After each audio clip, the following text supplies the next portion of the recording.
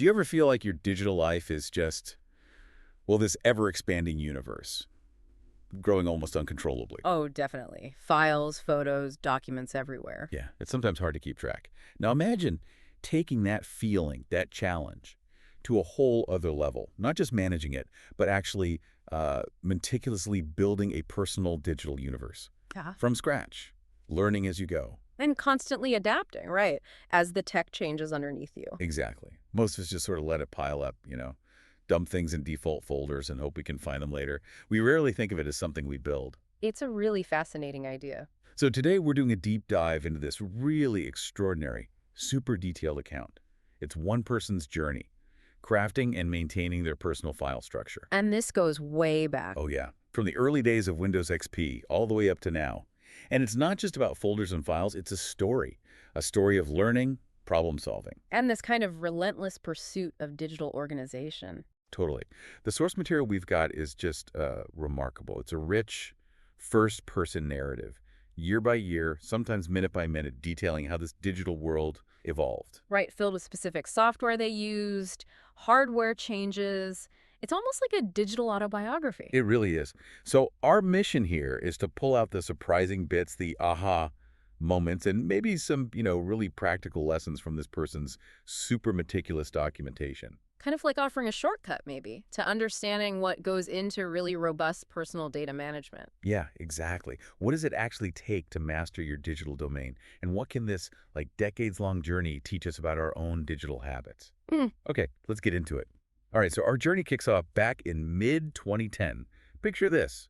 An old Dell laptop running Windows XP, and the very beginning of this whole digital universe. Just one file. A single paint picture, saved right to the hard drive, called perpcuddly.bmp. And what's really striking, I think, is how relatable those first steps are. The person writing this, they openly admit they didn't know about file formats, didn't know how to create folders even. Everything just went into my pictures by default. It shows that even these incredibly organized systems, they start from, well, pretty basic beginnings, often accidental.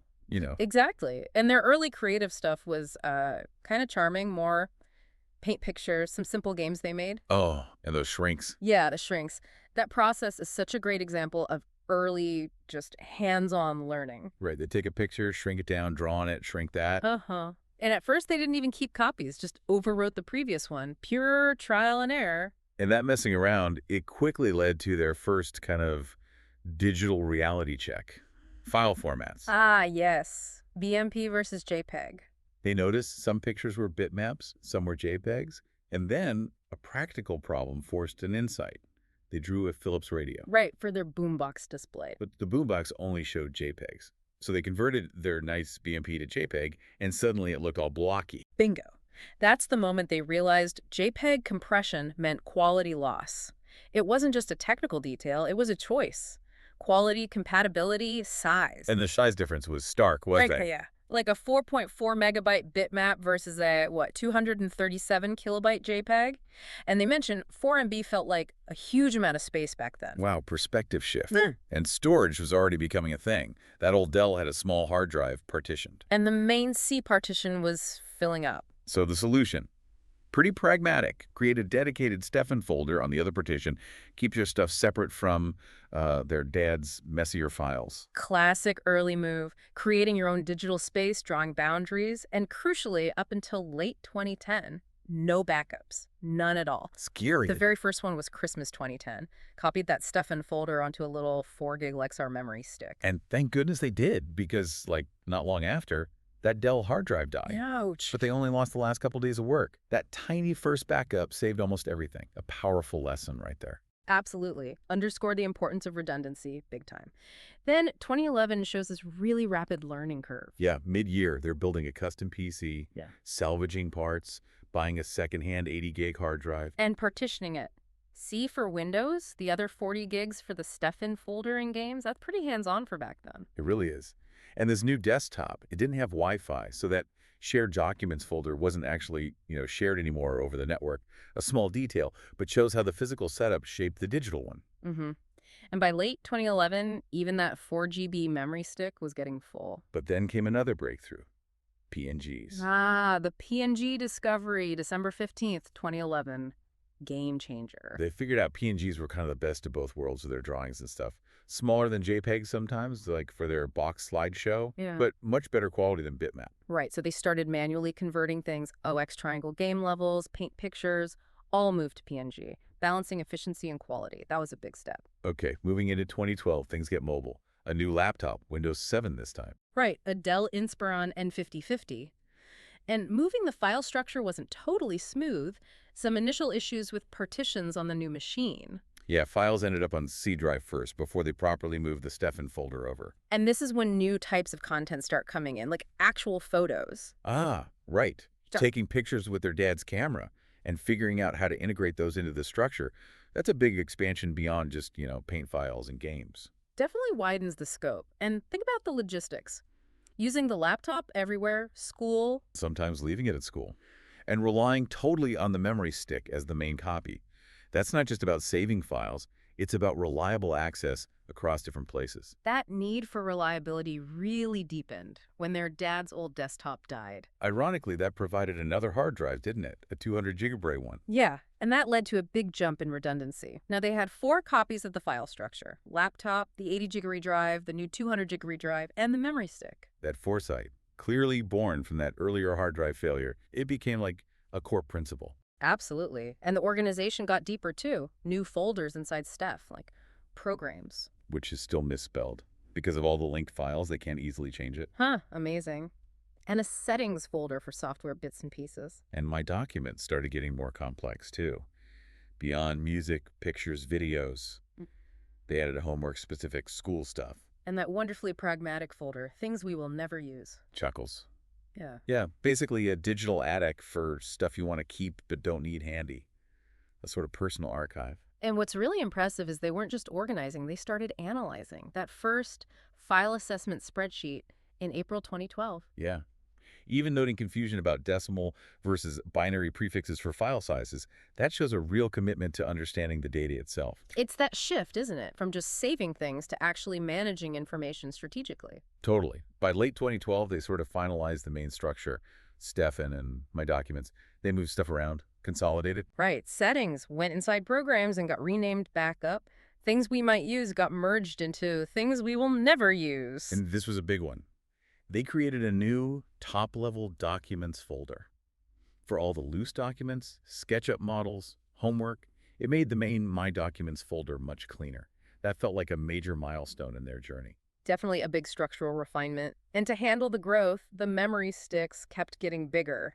4 GB to 16 GB, then 16 GB to 32 GB. Always keeping the main copy on the newest stick, right? Yeah. And a most valuable backup on the older one. Smart. It shows that constant need to scale up storage. But it wasn't just bigger storage, it was smarter storage too. Learning to partition that 500 gigabyte laptop drive. Exactly, splitting it 50-50. C drive for Windows, and an F drive called Data for backups, and those file structure outliers, big games, things that didn't quite fit in the main structure yet. And their version control got more sophisticated. That whole Stefan.old, Stefan.old system. Yeah, with a specific renaming and copying process. That's quite advanced for personal backups back then, managing historical states. They learned some hard lessons too, though, about file integrity. Like converting RTF documents to DOCX for smaller size and newer features? But realizing they lost the original creation dates in the process, a trade-off. Modern format versus historical data. And reinforcing that lesson about JPEG saved with older software, smaller size, but yeah, making the quality worse. And, oh, the perils of flash memory. Yeah. A memory stick died just from playing music videos on a TV. Right, which led them to research write cycles and understand the limitations. Mom bought a new 16 GB stick after that. Then came the smartphone. Late 2012, a Motorola Defy. Suddenly, heaps of photos. More data growth. And wouldn't you know it, that 16 GB stick died too, while they were away for Christmas 2012. Disaster. But luckily, A 32 GB stick was a Christmas present, which turned out to be crucial because the file structure soon grew past 16 GB anyway. It really hammers home the need for a resilient, multi-layered backup plan. for sure. By 2013, they're even formalizing rules for my pictures. Only BMP, JPG, PNG allowed. With a max 2% impurity rate, That's dedication to consistency. Serious stuff. Plus, archiving old homemade DVDs, using Nero software, copying the photos into the main structure, integrating that older physical media into the digital domain, it's becoming a comprehensive archive. Okay, fast forward to late 2013, that 32 GB memory stick, it's getting full. Right, and there's this desire to bring those file structure outliers, the big games the DVD rips into the main fold. So time for a major strategic shift. Where does the primary data live now? The plan was move the main copy onto the laptop itself, since that was getting used most, then back up to a new removable hard drive, and also the old desktop. That's a big step. Moving away from memory sticks is the main thing, towards bigger, more permanent storage. Exactly. And it paid off fast. Christmas 2013, they get their first really large external drive, a 1 TB portable Toshiba. Immediately used for backup, of course. Mm. Plus, still backing up to that 200 GB drive in the old desktop. And the version control system moves on to that new 1 TB drive. Huge leap in scale and backup power. Then 2014 brings a new challenge, virtual machines. Ah, yeah. Downloading operating system ISOs, installing them, and realizing the VMs themselves took up way more space than the installers. A whole new category of large, complex files to manage. Where do you put them? And the hardware kept evolving. A significant drive swap in 2014. They actually took the drive out of the new portable enclosure and put it into the laptop. Whoa, okay, so the laptop ended up with a 1 TB internal drive. Right, and that 1 TB laptop drive, meticulously partitioned 3 equal parts. C drive, E drive for Stefan, the main structure, Yeah. and V drive specifically for those virtual machines. That's sophisticated partitioning, really thinking about organizing different data types and optimizing performance, especially with demanding things like VMs. It also got another 1 TB removable drive around then, so briefly, they had 4 full copies again. Though as the data kept growing, some of those older, smaller drives inevitably became only partial backups. They just couldn't hold everything anymore. And 2014 was also the year they started looking at the cloud, right? Mm-hmm. Uploading to OneDrive, Google Drive, Dropbox, MediaFire, adding another layer, a hybrid approach, physical drives and online storage. But they didn't ditch physical media completely. They used blank DVDs and CDs. For backing up the really crucial, most valuable files, even made a time capsule DVD. It's that multi-layered thinking again, covering all the bases in the scale. By end of 2014, the structure was up to 290 gigabytes. That's rapid growth. More hardware kept coming. Christmas 2014, a 2 TB external desktop hard drive. VMs got copied over and integrated there too. And the backups continued across all the various portable and external drives. The dedication to continuity is just amazing. Then, early 2015, another level of archival thinking.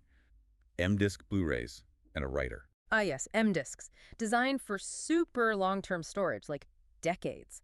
That signals a really serious commitment to long-term preservation. Totally, because by early 2015, the structure was nearing 500 gigabyte, and then it crossed that line. Which meant that original 500 gigabyte portable drive, it became what they called a cutback copy. It could only hold part of the structure. The digital life was simply outgrowing the older hardware. All right, now we're entering territory that feels, well, almost enterprise level, but for one person. Yeah. Mid-2015, they build this ultimate desktop PC. Yeah, this sounds serious. Fast SSD for the OS and 2 big 2 TB hard drives for data. But it wasn't just raw storage, it was design. Exactly. One 2 TB drive, E, became the main home for the file structure. The other 2 TB drive, D, was set up as like a high-speed temporary workspace. For rendering videos, screen recording, offloading photos from cameras quickly, big games, stuff that needs fast I/O. But here's the really clever part. They partitioned each of those 2 TB drives into a 500 GB part and a 1.5 TB part. Okay, so wait, how did that work? So drive 1 had D, 500 GB temporary, and F, 1.5 TB backup. Drive 2 had G, 500 GB, also temporary, and E, 1.5 TB main file structure. Ah, so they had 2 separate temporary partitions on different physical drives. Exactly. Meaning they could read source files from, say, D and write the rendered output to G without the drives fighting each other for bandwidth. That's seriously smart performance tuning. Wow, that's next level thinking for a personal setup. And then came the video production stuff. Right, the OS First Timer NZ videos. They started keeping massive lossless copies, unedited footage. Which were so huge they became file structure outliers again. Too big for the main structure drive initially, which meant needing even more storage. Into Christmas 2015, an 8 TB Seagate external drive, specifically for versioning and housing those massive video outliers. So by this point, the backup system is intense. Main copy on the desktop internal drive, plus 5 full backups. Yeah, The other internal desktop drive, the laptop, a 1 TB portable, a 2 TB external, and that new 8 TB external. Plus, they started consolidating older versions onto the 8 TB drive to save space elsewhere. They were even using free hardware finds like memory sticks from an aunt, old 80 GB drives from work experience, just for partial backups. Resourceful. Totally. But the main structure kept growing. It crossed 1 terabyte. Meaning the laptop and the 1 TB portable could now only hold partial backups. By late 2017, it was 1.21 TB. Then in 2018, more free hardware. Drives found in an environment center, various sizes, up to multiple terabytes, used for even more multi-drive backups. They even tried floppy disks for tiny backups, just exploring everything. It really speaks volumes about the drive to secure this data against, well, almost anything. Physical threats, not just digital ones. And they kept going with the M disks, too. Got more in 2019, used one as a live file system, adding the most valuable stuff every 6 months, like a constantly updating physical time capsule. Amazing. Then 2019 brought more scaling challenges. The main temporary drive D was filling up.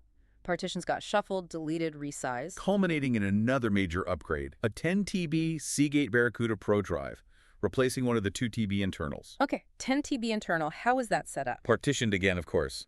A 2 TB partition, F, for temporary work, and the remaining 8 TB became the new main home for the file structure. And they integrated all the outliers then, the huge video files. Yep, which brought the total file structure size to a whopping 4.7 terabytes. The setup now was main copy on that 8 TB partition, 2 separate 2 TB temporary partitions, D and F on different physical drives for performance, the 8 TB external for backup, plus boxes of small hard drives with 2-letter codes, the legacy backup. Exactly. And they even started archiving analog media. Got an old camcorder and a laptop with FireWire from the environment center to digitize Dad's old mini DV tapes. And even used a mini DV tape itself for backup. 1 picture per frame plus audio. That's wild experimentation. They were always optimizing too.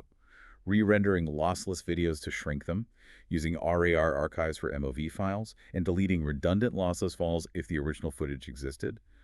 Always refining. The hardware race continued. 2021, 2022, more M-Disc Blu-rays, gold archival DVDs, a 12 TB drive and enclosure. Which they partitioned. 8 TB for the file structure, 4 TB for unedited videos, bringing those outliers back into a more integrated system again. And crucially, in early 2022, they made a practical call. Stop using those inefficient backups spread across all those small free hard drives. Like too time-consuming, wearing out the drives, inconvenient, a smart pruning of the strategy. Then came the behemoths. A 10 TB Seagate Exos drive, then a 20 TB Seagate Exos later in 2022. 20 terabytes, and partitioned 3 ways, 10 TB for the file structure, 8 TB for unedited videos, and 2 TB for historical versions. That became the main home for the video archive. By 2023, 2024, a new worry creeps in. Data fade. Data degradation over time. Which led to a huge discovery in mid-2024. Rotocopy. Ah, the command line tool. Exactly. Yeah. They realized it could copy files while preserving all the original timestamps, folder dates, creation dates, which Windows Explorer messes up. Game changer for data integrity. So they started using RoboCopy for everything. Copied data off, reformatted a drive, copied it back perfectly. Now it's standard for all backups. And that discovery triggered the biggest structural changes since 2012. Early 2024, that old Paint Pictures folder, which was just a jumble, reorganized, new specific folders, downloaded pictures, game screenshots, other, finally sorted out. Nice. And the programs folder. Reorganized too, though the typo remains. Too many links depend on it. And that old shared documents folder. It's basically a ghost now. Yeah. Empty folders, some duplicates. Just kept it because removing it would break old links. A relic. Wow. Then proof the system works. A 10 TB backup drive failed in early 2024. But no data lost. Because it was just one of many backups. They just bought new, even bigger drives, 12 TB, 22 TB. And started using RoboCopy for efficient mirroring, only copying the changes. Smart. The main structure partition got expanded, game recordings got their own folder, music got rearranged. It's constant refinement. As of mid-2025, where does it stand? An incredible 8.7 terabytes, over 400,000 files, 35,000 folders. Just wow. An astonishing feat of personal data mastery. Hashtag tag outro. So we've basically journeyed through, what, over 14 years of this incredible personal digital evolution? Yeah, from a single paint file to this massive, sophisticated 8.7 terabyte archive. It's quite the transformation. We saw that constant learning curve, didn't we? Basic file formats all the way to advanced partitioning and tools like Robocopy. And that unwavering dedication. Preserving data against hardware failures, against, well, almost anything, plus the constant adaptation to new tech, bigger storage needs. This whole deep dive, it's more than just one person's story, isn't it?